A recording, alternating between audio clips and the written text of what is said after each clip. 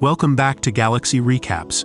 Today we'll be diving into an action drama thriller titled Nightcrawler. Enjoy the recap. In the dead of night in Los Angeles, Lewis sneaks into a train yard and begins cutting through a chain-link fence. Suddenly, a light approaches and he quickly hides his tools. A security guard arrives and demands Lewis's ID. Pretending to cooperate, Lewis moves closer, only to strike the guard, knocking him out cold and stealing his watch. Lewis heads to a scrapyard and spends a considerable amount of time negotiating with the foreman to sell the stolen fence. He then pitches himself for a job, using an overwhelming amount of corporate jargon to sell his skills. The foreman, unimpressed and aware of Lewis's shady dealings, promptly rejects him. Even when Lewis offers to work for free just to gain experience, the foreman refuses, making it clear he would never hire a thief. Later, while driving, Lewis notices several police cars speeding past and decides to follow them. He pulls over to witness the commotion and discovers there's been a horrific accident. A car is engulfed in flames with people still trapped inside. At that moment, Joe and his assistant arrive to record the scene, capturing every detail. Lewis watches with intense curiosity and attention. Once Joe is done, Lewis approaches him and inquires about his job. Joe explains that he is a stringer, a freelance journalist who rushes to crime and accident scenes to film the events and sell the footage to the highest bidding news station. He mentions that all a stringer needs are a camera and a police scanner. Finding the job intriguing, Lewis asks if Joe is hiring, but Joe declines. The next day, Lewis sees the accident footage on TV and becomes even more determined to enter the stringer business. He visits the beach and waits for an opportune moment to steal a bike.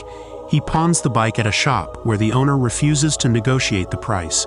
Instead, Lewis opts for store credit, trading the bike for a camcorder and a police scanner. That night, equipped with his new tools, Lewis starts listening to police reports. He quickly realizes he doesn't understand the codes and needs to learn the best routes to reach the scenes quickly. His first attempt leads him to a simple arrest, but the police immediately send him away. Undeterred, Lewis tries again, this time filming a woman being stopped for drunk driving. But once more, the cops dismiss him. The officers quickly kick him out. Eventually, he reaches the scene of a fatal carjacking and gets close enough to the victim to record some graphic footage. This angers a cop, who immediately kicks out Lewis and another stringer. The other stringer curses at Lewis for ruining his shot. Ignoring his anger, Lewis follows him and listens in on his phone conversation to learn how to negotiate with newscasts and determine how much to charge. Afterward, Lewis goes to Channel 6 and shows the footage to news director Nina, who is immediately impressed by how close he got. She calls over the producer, Frank, but he freaks out, saying they can't air such graphic images on a morning show. Nina insists they'll just add a warning and reminds him that she's the boss, so she agrees to buy the footage. Lewis tries to negotiate but doesn't get as much money as he hoped. However, Nina tells him he has potential and just needs a better camera for improved image quality. Since she's willing to buy more from him in the future, Lewis asks what's best for ratings, and Nina explains their viewers are interested in graphic accidents and violent crimes in wealthy white areas. The next morning, Lewis sees his footage on TV and feels like he's finally achieved something. He downloads the news clip on his computer and searches for a list of police codes online to memorize their meanings. Later, he meets with a young man named Rick for an interview. Using a lot of corporate jargon, Lewis asks questions and gets Rick to talk about himself. In the end, he hires Rick because he has a phone, knows the area well, and can use GPS. Lewis reveals that the position is an unpaid internship, causing Rick to protest since he is nearly homeless and needs some compensation. After a long discussion, Lewis agrees to pay him $30 per night. In the evening, Lewis and Rick wait in the car while listening to the police scanner for an interesting incident. Lewis uses this chance to teach Rick the police codes. After many hours of waiting, they finally hear about a fire and rush to the scene. Rick is tasked with finding the fastest route on the GPS and giving directions, but Lewis, desperate to be the first to arrive, drives like a maniac and yells at him. Nervous, Rick accidentally gives wrong directions, and by the time they reach the correct spot, it's too late. The paramedics have already wheeled the victim away. Joe teases Lewis for his tardiness, which infuriates Lewis. He demands better communication from Rick, who asks Lewis not to rush him next time. On their next good lead, Lewis refrains from yelling, and they manage to arrive just in time. However, the police have already closed off the robbed house, leaving nothing interesting to record. Refusing to give up, Lewis waits for the cops to be distracted, then sneaks inside the house. He finds bullet holes in the kitchen and rearranges the pictures on the fridge to make the scene look more tragic. He films the bullet holes in the window, framing the victims talking to the police. Before leaving, he steals some junk mail to get the victims' names. Lewis brings the footage to Nina, who absolutely loves it. Frank is alarmed, recognizing that Lewis broke in and stole names from private correspondence, but Nina decides to use the footage anyway. From then on, Lewis and Rick become very successful at finding and recording compelling stories to sell to Nina. Rick identifies the best routes for Lewis to get to scenes quickly, while Lewis captures every gritty detail without shame, avoiding the cops when necessary. Lewis always watches TV to see his work on screen and downloads all the clips to create a collection on his computer. With enough money saved, Lewis buys a better camera for himself and a second one for Rick to record from different angles. One night, they arrive at a car crash before the police.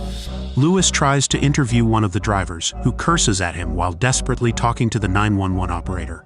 Lewis then checks the wrecked cars and finds the other driver dead in a dark area.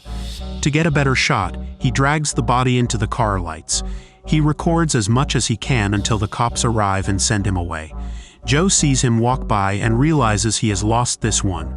Later, when Lewis brings the footage to Nina, she notices he has blood on his sleeve. Ignoring it, he asks her to dinner. Initially, Nina declines, not wanting to compromise their professional relationship. However, Lewis subtly threatens to stop providing her with good footage if she says no, leaving her with no choice but to accept. The next day, Joe bumps into Lewis and explains that he plans to expand his team with multiple vans and wants Lewis to join him. Lewis declines, and when Joe persists, Lewis threatens him with violence. Furious, Joe curses Lewis as he leaves. When Saturday arrives, Lewis has dinner with Nina at a restaurant and admits he wants her to be his lover. Nina rejects him again, insisting it was just a professional courtesy.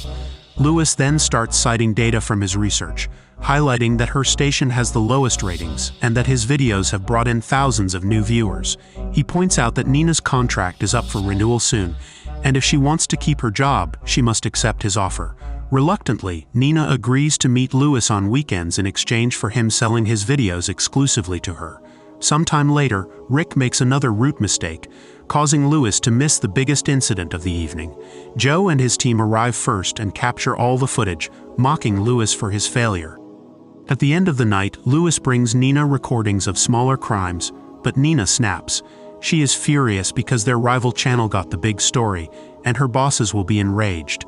She feels like she has compromised herself for nothing. The next morning, Lewis watches Joe's footage on the rival channel and in a fit of anger, smashes his bathroom mirror. Seeking revenge, Lewis sneaks into Joe's house and sabotages his van. That night, Lewis and Rick arrive just in time to record a car crash. It turns out to be Joe's van, and Joe is seriously hurt in the accident, being taken away by an ambulance. Rick thinks it's wrong to record a fellow stringer, saying Joe is one of them. But Lewis doesn't care and moves closer to film everything. Joe glares at Lewis with fury as he chokes on his own blood. A few nights later, Lewis and Rick arrive at a large mansion that was broken into before the cops show up. Lewis sneaks inside and sees the criminals fleeing the scene, so he hides in the bushes to film their faces and their van's license plate. Then, Lewis goes inside the house and records every drop of blood on the floor, following the trail to find all the victims' bodies. One by one, he films them all, adding footage of an empty crib with enough buildup to make viewers think there may be a dead baby in it. When he finds the last body, he realizes the man is still alive. Instead of helping him, Lewis records him too before running away with Rick right before the police arrive. They stop the car a few blocks away so Lewis can quickly cut the criminals and the living victim out of the footage. Moments later, Lewis takes the video to Nina, who is incredibly impressed. As usual, Frank freaks out, so Nina calls the channel's lawyer to ensure it's legal. The lawyer explains they're on the edge, but as long as they don't reveal the address and censor the victims' faces, they should be fine. Lewis then demands $15,000 for the footage, and when Nina refuses to pay that much, he finally snaps. He points out that he has all the power now, so from now on she must always pay whatever he asks for without complaining. Make the anchors give credit to his company, Video Production News, and introduce him to all her co-workers so he can start making connections. Terrified, Nina agrees.